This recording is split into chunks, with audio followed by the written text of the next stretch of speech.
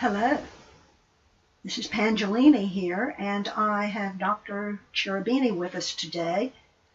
Dr. Cherubini, you've been interviewed by what seems like most all of the major media.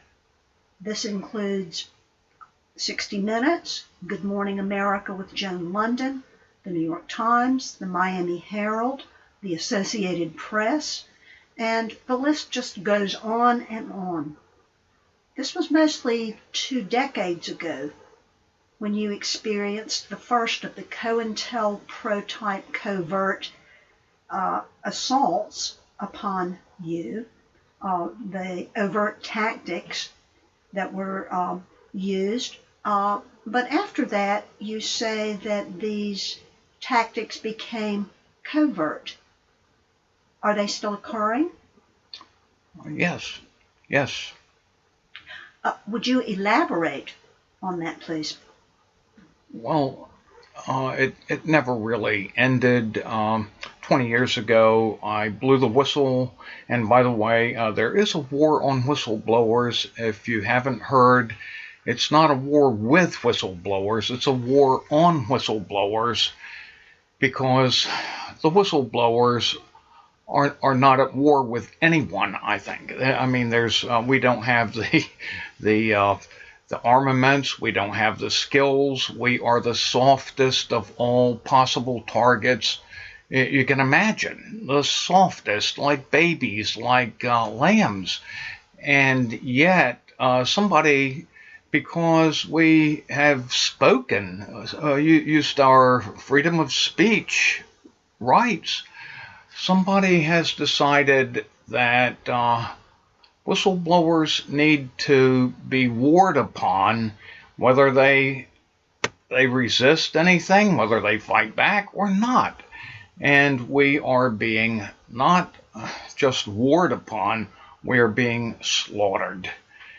And with that said, I did blow the whistle in 94, 95, and it was a very shrill whistle. And as you noted, it received a lot of major media attention, and so much I just couldn't I couldn't deal with it, and had to turn down people that I really like Phil Donahue and many others.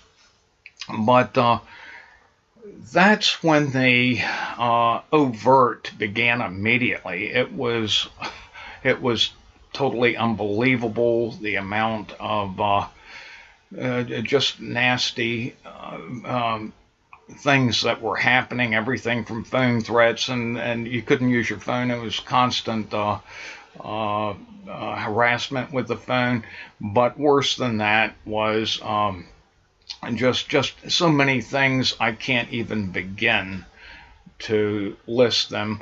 But that was early on. And then as the media came in rather large numbers, things quieted down. And I thought at the time, well, this is great. Maybe it's over with. And it stayed it stayed quieter, didn't ease up completely, but it was much better. And at that point, I decided I was offered another contract, 2.5-year contract on my job, and I decided I'd just take early retirement, which I did, and left. And I actually moved to a spot near Canada, and I didn't see much in the way of overt or covert, but you never know about the covert.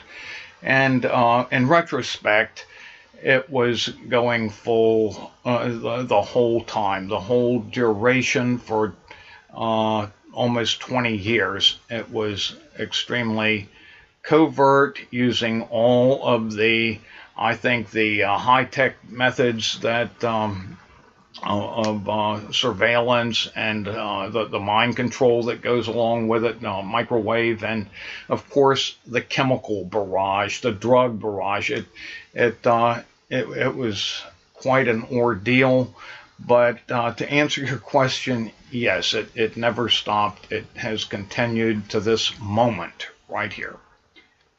Well, why do you think that this program became more covert rather than overt? It seems like uh, they would be able to do more damage if it were overt. Actually, yes, there are different kinds of damage, I guess. Um, if it's overt or largely overt, all of it is going to be covert. You're never going to see anybody doing anything except some of their millions of perpetrators. Sometimes you'll see dozens of them at one time. One trip to the market, you can maybe see 25, 35, 40 of the what they call perps or perpetrators that follow you around making little noises that pull out in front of you, back out of their driveways sometimes right in front of you. I've had that happen innumerable times. Um, all kinds of little things and big things too. Things very very serious that I don't even want to talk about right here again. But yes, there's that overt, but then the one almost 100% covert.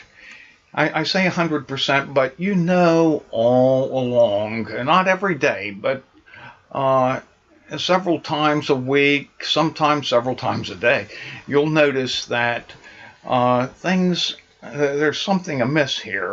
Why did I see that same person in the store the last time I was here? Why is this car behind me again? It's been behind me 3 or 4 times, and that's too much for coincidence. You'll see all of these little things, but what you won't know is that they are surveilling 24/7, 365 every second of your life and every room of your house and every vehicle that you drive. And if that's not enough, why are they surveilling to get something on you? Of course, and even if you're Jesus or very close, you're probably going to uh, slip up or just do something that is normal, and but they can use that against you as well. And the thing about it is, and you might be asking, what if you are perfect? You are a perfect human being, and they can't find anything after 5 or 10 years of uh, expensive surveillance and following and listening on every conversation everywhere. What if they don't find anything on you? What can they do? That's when they don't wait very long. Usually they start from my experience, the drugs, the chemicals. You'll smell them. At least I did every night. Vacuum 100 times. Use uh, cleaners of any kind. You're still going to notice these drug and chemical smells or whatever they are. You don't know. It's covert. They have a million different things in their arsenal that they can use. As I said, they are the warriors. We are the babies. We're the lambs. And they are doing a number on us constantly as targeted individuals. That's what we are. TIs or targeted individuals for doing nothing. But anyway, the what I'm getting at is if they don't find anything to on their surveillance, they can induce something aberrant or something. Uh, they can make you do almost anything. You can be a perfect. Let's see, when was I? I was, 50 years old going into this. Never had a problem to speak of. I wasn't perfect like most people, but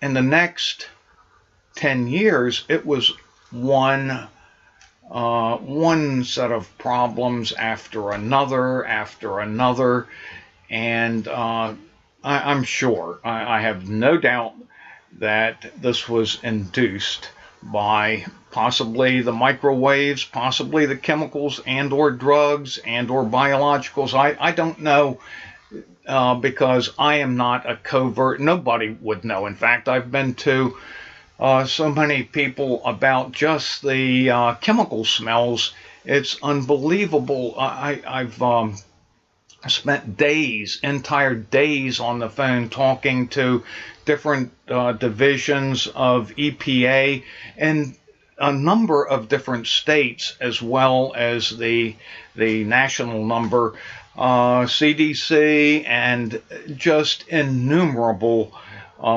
specialists in the area of finding out what or being able to determine what chemicals, what drugs are being used. And it finally comes down, in every case, they don't do it. They've cut that program severely. To whose advantage is that? And a number of people told me what I was already thinking about: if it's really the ones that we think that are very powerful in the field of covert activities, you will never know what kind, because it is not a registered, it's not a drug that is on the books, or a chemical that is to be found anywhere. So at least for the normal person. If you have a huge corporate or military or agency lab somewhere, you know exactly what compounds, what chemicals are there, but no one else will know. So anyway, these kinds of activities, covert activities, can make even the perfect person do whatever. And just to use one of the a rather drastic example,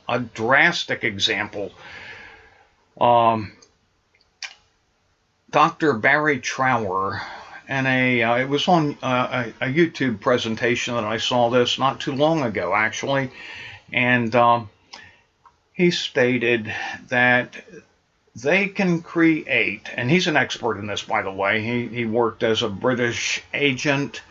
He's a scientist, a researcher, and whatever in the field of microwave technology and energy.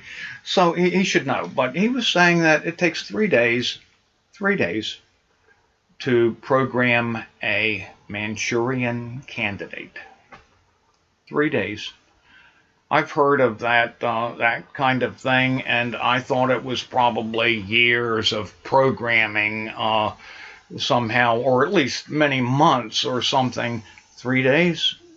That's unbelievable.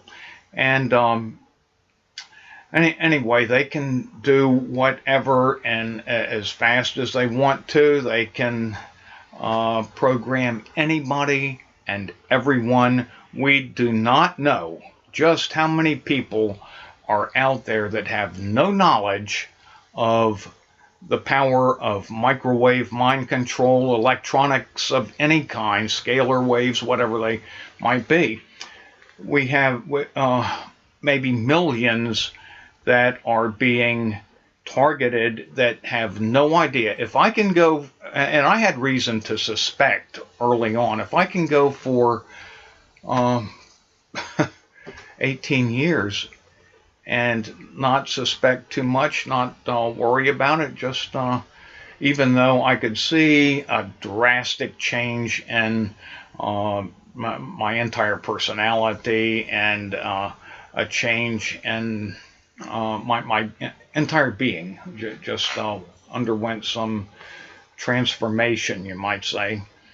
But that's how bad it is, that they can do almost anything to anybody, and it gets worse by the day as the technology increases drastically. Then the more they can do in the way of controlling human beings. And I fear, like so many others, that when it gets to this point that they can, whether they're using cell phone towers or satellites or just other equipment that they might have, maybe something bouncing off HARP, uh, what whatever they do, it's they're close enough to actually mind control entire populations, I think, without too much trouble, and that is, to me, that signals the end of mankind, the end of humankind. So this mind control really is possible. It's not, it's not science fiction anymore. It's a very possible thing. Then is that correct? It that's very correct. I mean, what I'm saying is it's been here for 50 years that we know of. Let's see, in the 1950s, we had the MK Ultra, all the ultras. I mean the MK meaning mind control. They spelled or abbreviated control with a K. MK, mind control. There was mind control delta, mind controlled search, MK, Naomi, MK. There's a whole list. I can't recall them all right now of mind control projects. The most famous of which is MK Ultra, which used years and years of the CIA using LSD and other drugs. You hear about the LSD, you don't hear about things like BZ or just so many. They can't even categorize them. It seems there are so many. And they also, you don't hear about them using the electronics. I read where that is definitely one of their interests in the mind control program, and it should be, because you can do an awful lot of damage to anyone using microwaves to the mind. How are they going to stop this? Okay, I was a noted politician, but not a big time politician. But I feel like if they can get by with this on me, I feel as if, in a way, I might be a test for other politicians that they can possibly look and say, well, we did this to Cherubini, and we can use about something about like that approach on Senator so and so, or who, just whoever, president or whatever. And the mind control has been kept very much blacked out of the media, along with the entire targeting system. It's been blacked out of the media. Almost 100%. The mind control you'll see in the media will be something like, well, a new medical discovery here, or a new advancement in communicating with your computer by mind. Yes, you can, or you can move toys around. Kids can move toys around with their minds now, instead of, and they do have some of this technology. I don't know if that's perfected or not, but the horrors of this mind control have not been brought out to the public. And don't forget that the military is about 50 years. Most people just land on that 50, round number 50. It might be 20 years, it might be 30 years ahead of the rest of the entire population in knowing about these things, because they are the ones that grab the patents.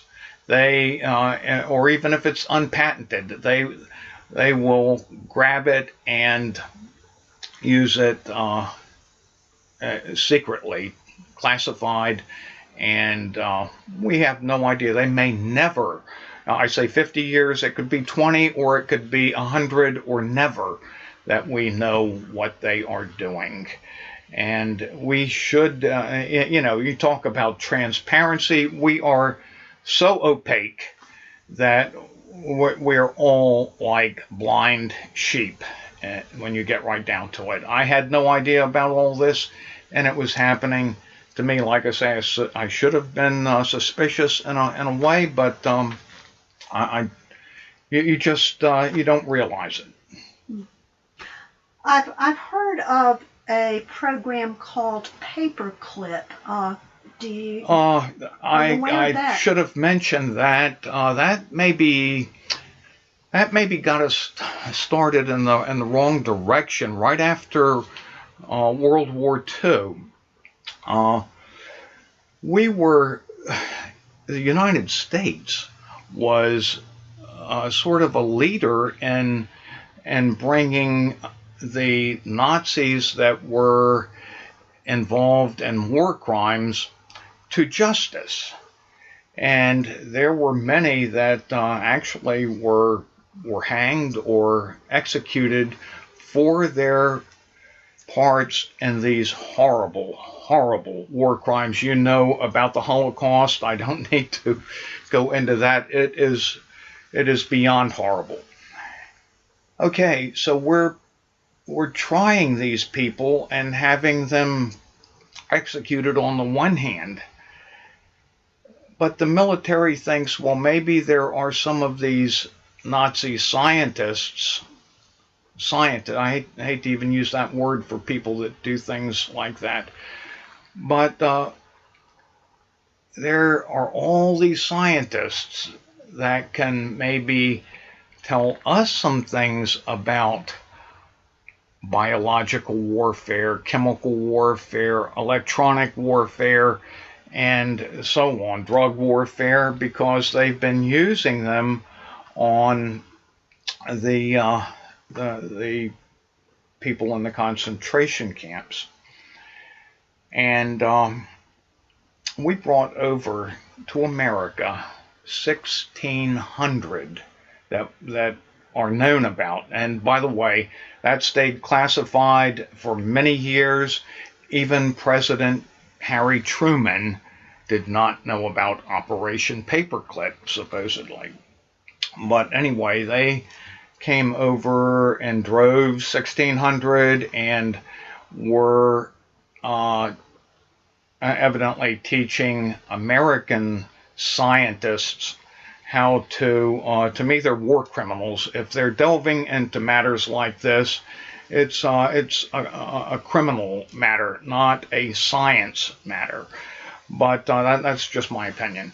And anyway, they worked with our own people, and just a few years later, the MK programs started, the MK Ultra, and I'm not saying they came right out of Project Paperclip, but it seems very feasible to me that you have this group, this monstrously large group of scientists, and teaching us things about drug warfare, chemical warfare, things that I thought were all um, war criminal activities. And anyway, that did I think precipitate the beginning of much of the devious, really bad things that we're seeing now. All over the world, but especially right here. And on the targeted individual, the lambs and the babies that aren't at war with anybody, we are the ones getting, these chemicals, electronics blasted at us. You mentioned the mind control, of course, and the biologicals and the chemicals and whatever. But are there other tactics that this program uses on targeted individuals to make them conform or do whatever?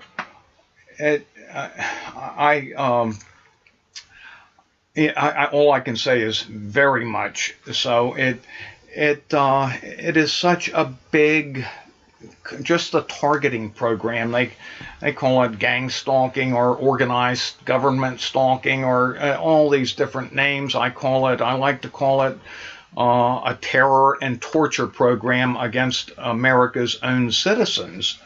And I have seen some very, very sad stories, cases, and heard stories. But yes, it's so big. It seems like they have different stages. Everybody is a different computer program, it seems, although every targeted individual tends to have something or many things, oftentimes, that are precisely what other targeted individuals are experiencing. So, the directed energy, the chemicals, the harassment, the perpetrators doing vandalism to you, all of these things are experienced by most everyone that's a targeted individual, and the program is monstrously huge. They used to call all the things that they could come up with, the coverts could come up with, their bag of tricks. And I'm sure for many years they've had a rather large bag of tricks, but now it is so extensive. It's more like a blue jean computer, probably. Instead of volumes of information about it, you could fill a computer. Oh, we can. This person might fear this kind of thing, so we'll use these to traumatize and use on someone that whatever is whatever the computer tells them is best now, I guess. And I had some other comments coming into my mind, and they slipped out. But yes, it is horridly uh, big and complex. I see. Well, is there just one aspect that is the worst of anything that could happen to a targeted individual in this program? One aspect, I can think of 10 right off the bat that were devastating, but I think everything about this program from beginning to end is is absolutely horrid. It's not American. It's not even human in the least. It's not anything what that you would expect a human being to do. Just thinking of the background, which is many people say, well, FBI had COINTELPRO that was very similar to this organized government gang stalking, and that's right where it comes from, is COINTELPRO, which was actually borrowed from the East German Stasi state police, and they were doing some very, very heinous things in East Germany, and they had, of course, borrowed many of their tactics from the Gestapo, the Nazi German state police, and I'm sure KGB being right there, some of that. So you've got a conglomeration of the worst thing, and I'm leaving out many people that are researchers in this, including myself, think that many of these tactics go right back to America, or maybe many, many years ago, to a group called the KKK. And to me, it's very sad. It is so sad that we have a large portion of the people who are directing the very direction of our country that are using programs that are based that are soundly based in Nazism, KKK, Stasi, KGB, and of course our own agencies, possibly. Well, have you contacted the media about this? Maybe the very ones that dealt with your whistleblowing on human and civil rights in the past? That was my first endeavor was when I found out I was what was going on, when I realized that just what it was. I thought it was at first just me that was in this, and I found no, it's millions possibly throughout the world even. And I thought, well, I'll immediately the public needs to know about this. I was nervous that something would happen to me before I could notify anybody. As it was, it wouldn't have mattered because I I called and wrote and emailed scores and scores, probably more like hundreds of media, big mostly, but also some of the what we call alternative that sometimes is not much of an alternative and seems more like a controlled what's the word, controlled opposition. And but I called so many, it was ridiculous, days and days on the phone, many weeks, and even months of writing letters and sending information packets and whatever to various media, not only media, but humanitarian groups, of course, politicians everywhere. And I'm still doing this, by the way. And also, I made it a personal campaign of mine to inform everybody I came in contact with about this, because like I say, if they can get me, they can get most anyone out there. And I'm past. I'm not young anymore, and it's for me, it's not maybe. But it's not a matter of ruining a life that is just getting out of college or maybe high school. They actually use children in this program. Many of the targeted individuals I have met and heard about have been very young when they started, or when they found out their family was being targeted. It's not just the individual, of course, it's the family. The entire family, sometimes it varies, I guess.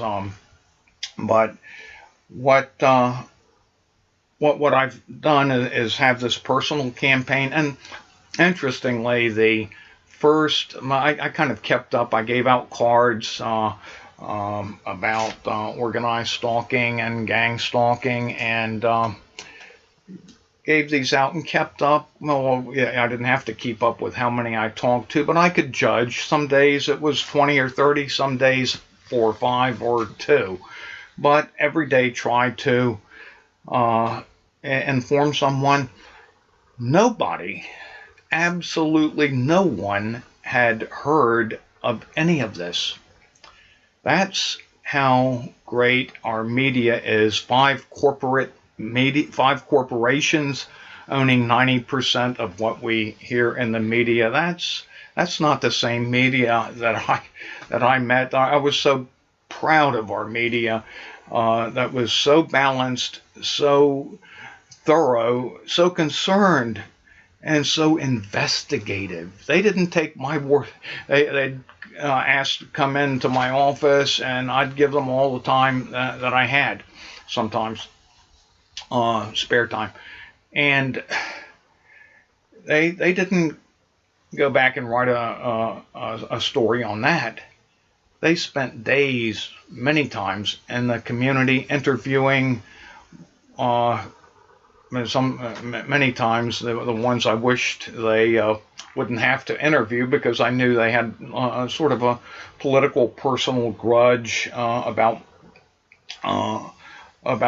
me personally. So I wasn't too excited about that. But when I saw the end result, when I saw the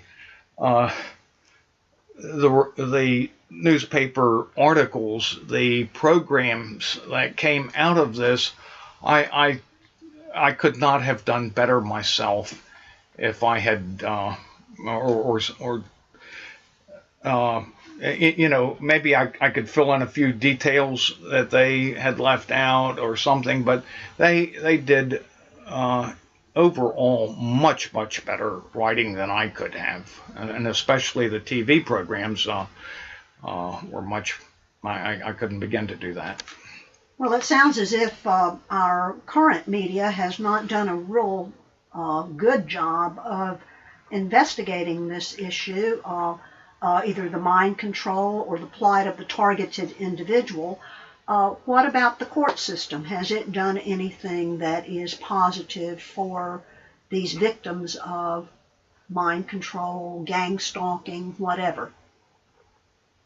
Not that I know of. I can think of a couple cases that it was like in the media. We had one major media piece about 2008. I read it last year, and I walked away from that story thinking, this did not dig into the depths that it needed to for what is going on.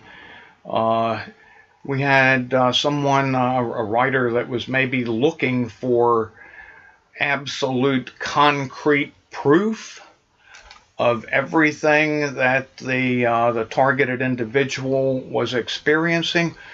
Well, once again, we are not warriors. We are not investigators. We can't even get investigators. They say stay away from most of them. There are a couple out there that are good, but renowned, but they're usually in California or somewhere. But we do not have the expertise and the unlimited resources and the training and covert activities. When you are up against, when you're just say you're a professor at a college, or a doctor, a nurse, these people being targeted would have no real protection whatsoever. In fact, you have practically no protection at any point. You're at the mercy sometimes. And when I first realized I was a target and started looking up all of the terms used to designate this terrible thing, I kept seeing the word pathological, that we're dealing with pathologicals that are sitting at a computer thinking they're playing a video game with human beings' lives in America. And at first that I thought, no, that's kind of extreme. That's going way too far, calling them pathological. But the more you think about it, if you're a young girl and you are getting electronically raped on a regular basis, that's pathological. If you are doing things that turn people into animals or worse by putting microwave or any kind of mental stimulus or something that maybe ruins their mental activities. If you're doing that on any basis, regular or infrequent, it's very pathological. You are not a human being. You are something much worse than any kind of animal that is on the face of this planet. And for this to continue, I can't imagine it. I think I evaded the question or got sidetracked. Would you say that question? Well, I was just wondering if the court system had done anything yeah, Uh, the legal I system. keep looking for something to be able to happen, but no, I have this Ackwei case, AKWEI, was supposed to be a tiny step in the right direction. Other people say no, it's actually nothing, and it might as well be nothing because I haven't seen. I read about it almost a year and a half ago. Have not seen any improvement in anything. But I have been to probably over 30 attorneys since I have known what's going on, even before I knew what was going on, and I don't think they really knew what the program was, and hardly anyone does unless you're a target. But anyway, these 30 attorneys kept throwing out bits and pieces and very helpful information. And by the way, the attorneys are one of the hard hit groups for this. You might remember Myron May, the Myron May Tallahassee incident. He was an attorney and was going through some very hard things similar to what I'm talking about. But anyway, the attorneys, 30 of them, and I would some in as far south as Tennessee, some as far north as almost in Canada, and all of them that I talked to it didn't offer any encouragement about what is happening. This is when you have a system that has everything controlled from the politicians to the judicial areas to the even medical is often what I have read so much of is out of necessity has a certain amount of complicity in this.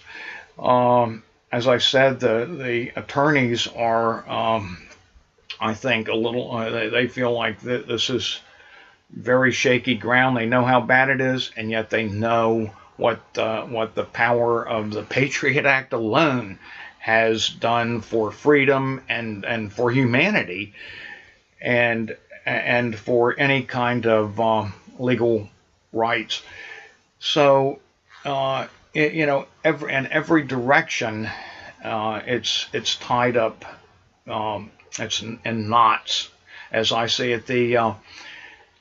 The attorneys have told me, not everyone, but many have said something like, well, we can do a suit, if you have an extra $500,000 or so and some pretty good proof, we can do a suit. And but the thing there is, you do a suit, you've got the proof, and everything looks okay. They confer with the judge at a certain point, and the judges told us might involve national security. And that's like the two magic words. It was back in 1945 when we pulled over 1,600 Nazis that did not go to trial for war crimes. They said this could be for national security purposes. We need to find out what kind of drug warfare, what kind of biological, what kind of chemical and electronic warfare we can learn about from the Nazis. It's national security. They used that word then, and they're still using it, probably much, much more, and in collusion with the Patriot Act. And I'm it's hard to get really positive about things when you see what the avenues for improvement just don't seem to exist.